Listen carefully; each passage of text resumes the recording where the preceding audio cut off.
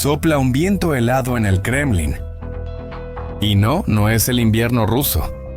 Vladimir Putin acaba de descubrir que su apuesta estaba completamente equivocada. Él esperaba que Europa se rindiera, que Occidente se cansara, que el tiempo jugara a su favor. Pero algo sucedió, algo que nunca imaginó posible. Alemania tomó una decisión histórica. Francia y el Reino Unido lo confirmaron. Y ahora 800,000 hombres se están preparando. Y la parte más brutal, Putin va a pagar por todo esto. Empezaremos con el error de cálculo que arruinó el plan de Putin. El líder ruso tenía una estrategia simple. Él creía que Europa se iba a cansar, que los europeos iban a ver sus cuentas de energía, ver la inflación subiendo y decidir que Ucrania no valía la pena. La fórmula de Putin era clara: tiempo más presión económica igual a victoria rusa. Pero algo sucedió que volteó ese cálculo de cabeza. Europa no se debilitó, se fortaleció. Y no fue un cambio pequeño, fue una transformación completa. Cuando escuchas el número 800,000 puede parecer abstracto, así que vamos a hacerlo concreto. Estamos hablando de una fuerza militar más grande que todo el ejército británico, una movilización que Europa no veía desde la Guerra Fría. Y esa fuerza tiene un nombre: Operación Plan Alemania. Quizá te preguntas quiénes son esas personas y de dónde viene esa fuerza. ¿La respuesta? Bueno, te va a sorprender. Porque el país que está liderando esta movilización es justamente aquel que Putin pensaba que nunca reaccionaría: Alemania. Alemania fue símbolo de cautela durante décadas. Después de la Segunda Guerra Mundial, el país construyó su identidad sobre el pacifismo. Evitar el conflicto, negociar siempre, nunca escalar. Cuando la guerra en Ucrania comenzó, Alemania tardó meses en enviar cascos. Sí, cascos. Putin vio eso y sacó una conclusión: Alemania no tiene estómago para la guerra. Pero el tiempo demostró que estaba equivocado. Porque algo cambió en la sociedad alemana. Y no fue un cambio pequeño, fue profundo. Una encuesta reciente mostró que el 56% de los alemanes ahora aprueban el envío de tropas a Ucrania. Piensa un poco en eso. Más de la mitad de la población alemana está dispuesta a poner a sus soldados en suelo ucraniano. Eso no sucede de la noche a la mañana. Eso significa que Alemania ha despertado. La sociedad alemana vio a Rusia avanzando en Ucrania y pensó: si no detenemos esto ahora, seremos los siguientes. Y cuando Alemania decide movilizarse, las cosas suceden. Estamos hablando de la mayor potencia industrial de Europa, la máquina que produce Mercedes, BMW y algunos de los mejores equipos militares del mundo. Cuando esa máquina se enciende, no lo hace despacio. Alemania añadió 3.000 millones de euros al presupuesto de defensa. Está produciendo misiles Taurus, armas que pueden alcanzar objetivos a 500 kilómetros de distancia. Y lo más importante, Berlín asumió el papel de coordinador. El país que antes tenía miedo de escalar ahora es el organizador de la respuesta europea. Pero Alemania no está sola. Francia y Reino Unido entraron juntos. El primer ministro británico Keir Starmer dijo algo que puso en alerta al Kremlin: los soldados británicos están listos para pisar suelo ucraniano tan pronto como cesen los combates. Francia, bajo el liderazgo de Macron, empezó a romper tabúes diplomáticos, hablando abiertamente sobre la presencia militar europea en Ucrania. 3 países, 3 potencias militares moviéndose juntos. Pero en ese momento, una pregunta es inevitable: ¿esos soldados van a luchar contra Rusia? ¿Eso no sería la Tercera Guerra Mundial? Y la respuesta es no. Porque el plan europeo es genial. Para entender este plan, déjame mostrarte un problema táctico que Ucrania ha estado enfrentando. El ejército ucraniano tiene algunas de sus mejores brigadas, soldados más experimentados, unidades mejor entrenadas. Pero ¿sabes dónde están esas tropas? Están en la frontera con Bielorrusia, solo de guardia, esperando un posible ataque que quizás nunca ocurra. ¿El motivo? Rusia y Bielorrusia pueden abrir un segundo frente en cualquier momento. Entonces, Ucrania no tiene muchas opciones.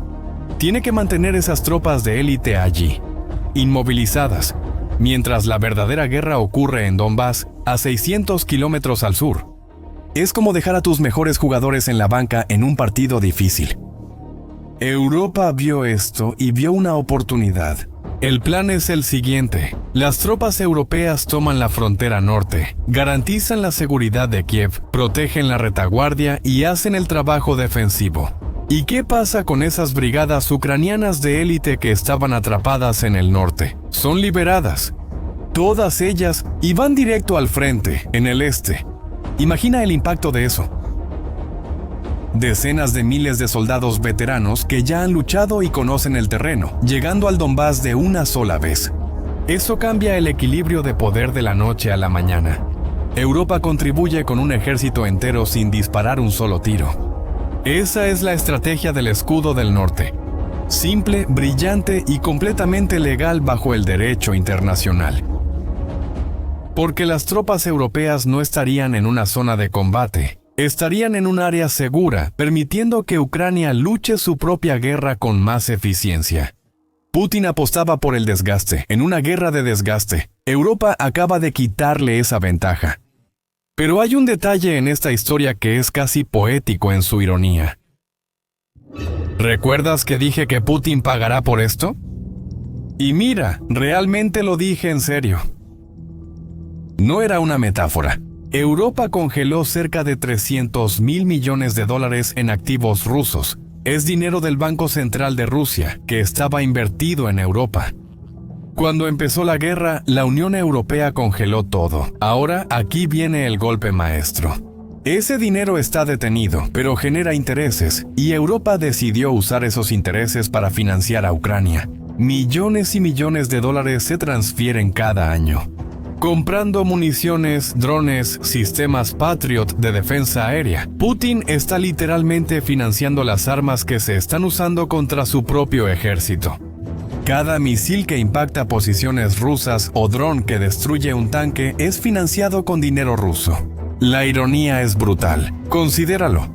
Rusia está perdiendo toda una división de soldados cada mes, según informes de inteligencia. Y el dinero que podría reconstruir la economía rusa se usa para aumentar esas pérdidas aún más.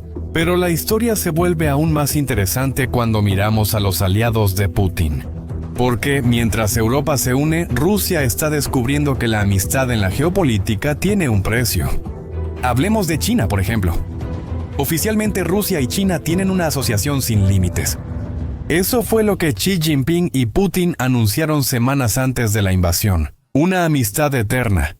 Hermanos contra Occidente. Pero en la práctica, bueno, es otra historia. Rusia construyó un enorme gasoducto para China, llamado Poder de Siberia. Debería ser un símbolo de cooperación, pero hoy es un símbolo de dependencia. Rusia le vende gas a China con descuento porque no tiene otro comprador. China lo sabe y se aprovecha. Hay planes para un segundo gasoducto, pero los chinos no tienen prisa, quieren descuentos más grandes.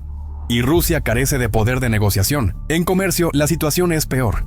China exporta teléfonos inteligentes, autos, tecnología avanzada. Rusia exporta gas, petróleo y minerales, es decir, materia prima. La relación se volvió colonial. Rusia es el proveedor de recursos baratos. China es la potencia industrial que dicta las condiciones. Y hay más. El yuan chino reemplazó al dólar en el comercio ruso. Parece una victoria contra Occidente, ¿verdad? Pero lo que eso significa en la práctica es que ahora Rusia depende del sistema bancario chino. El gobierno chino controla el flujo de dinero ruso. Ahora hay algo que debe ser aún más doloroso para Putin. Al final, ¿por qué China no está ayudando más? ¿Por qué no envía armas, tecnología militar, apoyo real? Y la respuesta a esa pregunta está en Europa, la misma Europa que está movilizando 800.000 soldados. Porque el 59% de los alemanes ahora ven a China como una amenaza económica. Y Europa está enviando un mensaje claro a China. Si apoyas militarmente a Rusia, nuestra asociación comercial se termina. China, por su parte, observa todo esto y sin duda hace sus cálculos. Por un lado, Rusia, un socio cada vez más débil que compra con descuento. Por otro lado, la Unión Europea, el mercado más lucrativo del mundo. La elección es obvia. Entonces, ¿qué hace China? Envía algunas piezas de equipo que tienen múltiples finalidades, semiconductores que pueden usarse en drones, componentes que tienen uso civil, pero también militar. Hace lo suficiente para no abandonar a Rusia completamente, pero está lejos, muy lejos del apoyo que Putin necesita. ¿Y Corea del Norte? Putin está importando municiones norcoreanas, proyectiles que han estado almacenados desde la Guerra Fría, equipo que ni siquiera Corea del Norte quiere usar. Eso no es una señal de fuerza, es una señal de desesperación. Mientras Ucrania recibe misiles Taurus de Alemania, misiles que pueden alcanzar el Kremlin si es necesario. Rusia está usando munición oxidada de Pyongyang. Ese contraste muestra el tamaño del cambio estratégico que estamos viendo. Pero ahora viene la pregunta que importa. ¿Cuándo exactamente va a suceder esto? ¿O será que es solo una amenaza para forzar a Putin a negociar? Vamos a ver las señales concretas. El Reino Unido ya confirmó. Tropas británicas entrarán en Ucrania en cuanto haya un alto al fuego. No es sí, sino cuándo. Alemania destinó 3.000 millones de euros en el presupuesto de 2026 específicamente para apoyar a Ucrania. No inviertes miles de millones a largo plazo si es un farol. Hay otra señal. Marco Rubio, representante de Donald Trump, participó en reuniones con la coalición europea. Salió diciendo que las conversaciones fueron muy positivas. Eso es muy significativo. ¿Por qué? Porque hasta hace poco tiempo el escenario era completamente diferente. Había un plan de paz que se estaba negociando en secreto. Tenía 28 puntos. Y básicamente pedía que Ucrania se rindiera, salir de la OTAN, reducir el ejército, aceptar perder territorio. Europa vio ese plan y dijo un rotundo no, y forzó una revisión completa.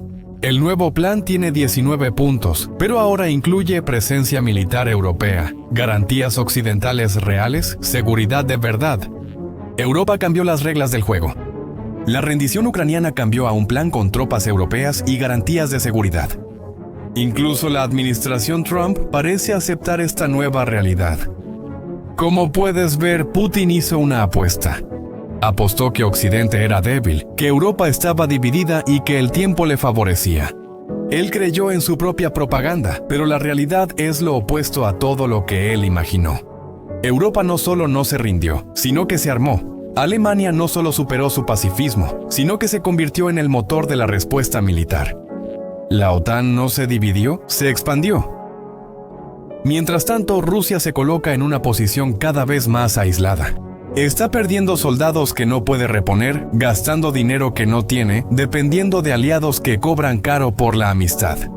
Y al descubrir que sus activos en el extranjero ahora financian a su enemigo. Putin quería una guerra rápida, consiguió una guerra larga, quería dividir a Occidente, unió a Europa, quería debilitar a la OTAN, hizo que la OTAN creciera.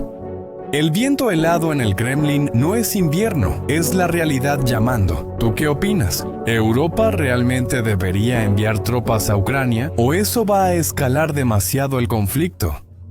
Deja tu opinión en los comentarios. Si este video te ayudó a entender mejor lo que está pasando, compártelo con alguien que necesita saberlo. Y suscríbete al canal para no perderte los próximos análisis. Hasta la próxima.